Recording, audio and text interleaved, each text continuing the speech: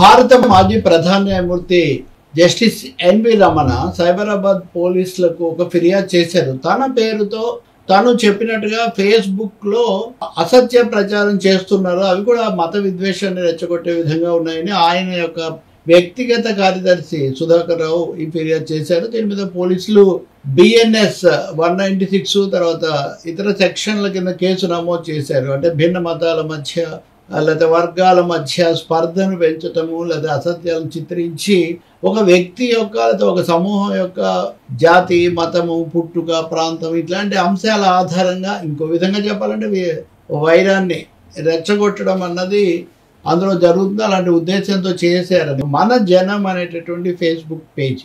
తర్వాత నేను దాన్ని గమనించాను. దాంట్లో ఎక్కువగా మతతత్వపూరితమైనటువంటివి చాలా ఉన్నాయి, ఇతరమైనవి కూడా ఏమున్నాయి నేను చూసిన మేరకు. సెప్టెంబర్ 30న ఈ పోస్ట్ పెట్టారు. ఏమని అంటే జస్టిస్ ఎన్వి రమణ రహదారులు, రోడ్లు వీటి మీద కొన్ని ప్రార్థనా స్థలాలు, కొన్ని ప్రార్థనా మందిరాలు లేదా పూజా మందిరాలు ఏదైనా సరే వాళ్ళకు సంబంధించి కట్టారు. ఇవి పౌర సదుపాయాలకు లేదా ప్రజా జీవితాలకు రాకపోకలకు ఆటంకంగా ఉన్నాయి. ఇట్లాంటి వాటి పట్ల చాలా కఠినంగా ఉండాలి. ఈ పద్ధతిలో ఆయన ఏదో మాట్లాడారు అని. సో ఇవే ఆయన అభిప్రాయాలను, ఆయన చెప్పనివి చెప్పినట్టుగా పెట్టారు, ఆయన అభిప్రాయాలను వక్రీకరించాయి. అందుకని ఇది ఉద్దేశపూర్వకంగా పెట్టారు, దీని మీద చర్య తీసుకోవాలి అని ఆయన యొక్క వ్యక్తిగత కార్యదర్శి చేసిన ఫిర్యాదును పోలీసులు స్వీకరించి కేసు నమోదు చేశారు. నిజంగా ఇది మంచి విషయం. ఎందుకంటే యూట్యూబ్లో కానీ లేదా ఇతర సోషల్ మీడియా సాధనాల్లో కానీ కొన్ని తమకు ఇష్ట ప్రకారము అవి ఇతరులకు ఏదో ఆపాదించేసి అందులో ప్రముఖ వ్యక్తులు లేదా సెలబ్రిటీలు, ఇదిగో న్యాయమూర్తులు, రాజకీయవేత్తలు, అధికార పదవుల్లో ఉన్న వాళ్ళు వాళ్ళకు అప్పగించేసి ప్రచారం చేసేయటం. ఇప్పుడు ఉదాహరణకు ఇది ఆయన ఏ పోస్ట్ అయితే తప్పుడుగా కావాలని దుష్ప్రచారం అనేటటువంటి ఫిర్యాదు ఇప్పుడు పోలీసులకు అందిందో దాన్ని ఒక 2000 సార్లు దాన్ని షేర్ చేశారు. అంటే మీరు దాన్ని గుర్తించే లోపలే ఇప్పుడు ఉదాహరణకు చెప్తున్నారు ఏమని అనుకోకుండా మేము స్కాన్ చేస్తుంటే దాన్ని చూస్తూ ఉంటే బ్రౌజ్ చేస్తుంటే దొరికిందని. కొన్నిసార్లు అవి దొరకవచ్చు. అలాగే వ్యక్తిగత ప్రచారాలు, రాజకీయ ప్రచారాలు, ప్రభుత్వాల మీద, మతాల మీద ఇది ఒక పెద్ద బెడదగా తయారైంది. ఇతరత్ర మీడియాలో సమాచారం ఇచ్చి అవగాహన పెంచడానికి, తర్వాత సమాచారం తెలుసుకోవడానికి ఆ సాధనాలుగా ఉండాల్సినటువంటి ఈ సోషల్ మీడియా వీటిని మార్గాలను కొంతమంది కుత్సితంగా దురుద్దేశంతో, ఇంకా చెప్పాలంటే కొంతమంది అవగాహన రాహిత్యంతో, కొంతమంది ఏమో ద్వేషాలతో ఇట్లాంటివి చేస్తున్నారు. వీటి మీద సుప్రీంకోర్టు దగ్గర నుంచి చాలా ఫిర్యాదులు వచ్చాయి. వాళ్ళు కూడా న్యాయమూర్తుల మీద కూడా వచ్చాయి. ఉదాహరణకు జస్టిస్ రమణ గారు, ఆయన ప్రధాన న్యాయమూర్తిగా ప్రమాణ స్వీకారం చేసిన కొద్ది రోజుల్లోనే ఆయన పేరుతో ఒక ఫేక్ అకౌంట్ సృష్టించారు. దాంట్లో చాలా చేశారు. ఆయన అప్పట్లో కూడా ఆయన ఫిర్యాదు చేశారు, దాని తర్వాత తొలగించారు. ఇప్పుడు కూడా వాళ్ళు ఫేస్బుక్కు ఆయనకు అర్థం ఫిర్యాదు చేశారు. పోలీసులు మరి ఎలాంటి చర్యలు తీసుకుంటారు అది చూడాలి. నేను ఇక్కడ ఇంకో విషయం కూడా చెప్తున్నాను. ఫేస్బుక్కే కదా, సోషల్ మీడియా ఇతరవి కూడా. నేను ఈ విషయంను మామూలుగా సర్చ్లో ఏం కొట్టినా మనం సెలెక్ట్ చేస్తే లేదా అప్పటికే ఉంటే ఏఐలు, చాట్‌జీపీటీలు ఇవన్నీ చెప్తూ ఉంటాయి కదా, వెంటనే వాళ్ళు చెప్తున్నారు కదా.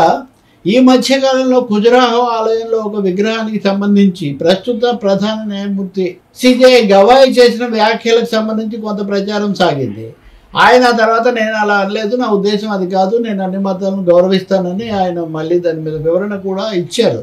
ఆయన ఏమన్నారు, అది ఎట్లా అది ఏఎస్ఐ పురావస్తు శాఖకు సంబంధించింది కదా, మీరు ప్రాచీన కట్టడాల పరిరక్షణ మీరు వాళ్ళకి ఏఎస్ఐ చేసుకోండి, మా దగ్గర పబ్లిక్ లిటిగేషన్ పిల్లేస్తే లాభం అని ఆయన అన్నారు. ఆయన అన్న ఆ సందర్భంలో ఇంకా వాళ్ళు మాట్లాడుతుంటే ఇంకా కావాలంటే అది విష్ణుమూర్తి అవతారం అంటున్నారు కదా, ఆయనకే చెప్పుకోండి అన్నారు. అనగానే దేవుడికే చెప్పుకోండి అన్నారు, గాయపరిచారు, లేకపోతే మనోభావాలు దెబ్బతీశారు. ఇలాంటి ప్రచారం జరిగింది. ఆ తర్వాత వెంటనే 2-3-4 రోజుల్లో అవకాశం చూసుకొని ప్రధాన న్యాయమూర్తి గవాయి దాని మీద వివరణ ఇచ్చారు. నేను ఆ ఉద్దేశంతో అనలేదు, నాకు అన్ని మతాల పట్ల గౌరవం ఉంది. దీన్ని సోషల్ మీడియాలో మనం ఒక విషయం చెప్తే అది ఇంకొకటి అయిపోతుంది, అప్పటికే అది విపరీతంగా ప్రచారం అయిపోతుంది. మనం దాన్ని చక్కదిద్దడం కూడా లేనంతగా అది దావానంగా వ్యాపిస్తుంది అని ఆయన అన్నారు. అలా అని ప్రభుత్వాలు, పాలకులు వాటి మీద చట్టాలు తెచ్చి ఆంక్షలు పెట్టి చేయటాన్ని కూడా గతంలో జస్టిస్ రమణ హయాంలో కానీ చీఫ్ జస్టిస్గా, ఇప్పుడు కానీ మధ్యలో కానీ సుప్రీంకోర్టు కొద్దిగా గొప్ప రక్షించే ప్రయత్నమే వాళ్ళు చేస్తున్నారు.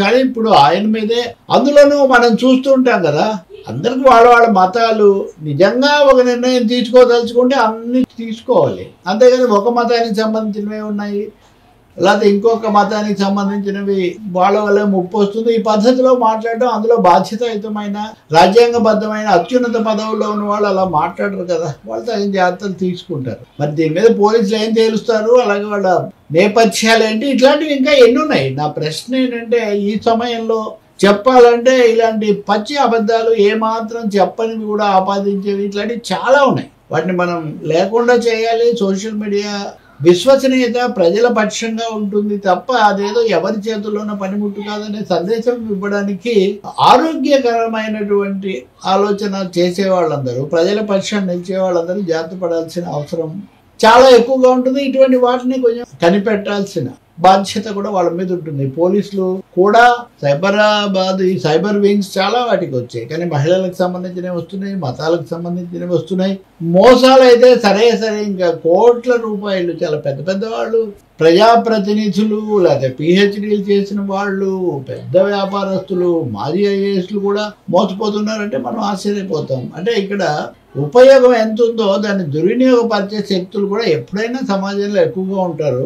ఈ సమయంలో సాక్షాత్తు ఒక దేశ మాజీ ప్రధాన న్యాయమూర్తి విషయంలోనే ఇలా జరుగుతుంది 1-2 సార్లు అంటే చక్కదిద్దాల్సింది ఏముంది, ఎవరి మీద దృష్టి కేంద్రీకరించాలి? సైబర్ వింగ్స్ కానీ, కేంద్ర రాష్ట్ర ప్రభుత్వాలు, పోలీసులు కానీ, రాజకీయ పార్టీల మధ్య సాగే లేదా రాజకీయపరమైన విమర్శలు ఆరోపణల కంటే ప్రాథమికంగా ప్రజల లేదా వివిధ తరగతుల ప్రజల హక్కులు, వాళ్ళ మీద జరిగే దాడి, వాళ్ళ హక్కులకు జరిగే భంగం, దీని గురించి ప్రత్యేక శ్రద్ధ వహించాలని ఈ ఉదాహరణ మనకు చెప్తుంది.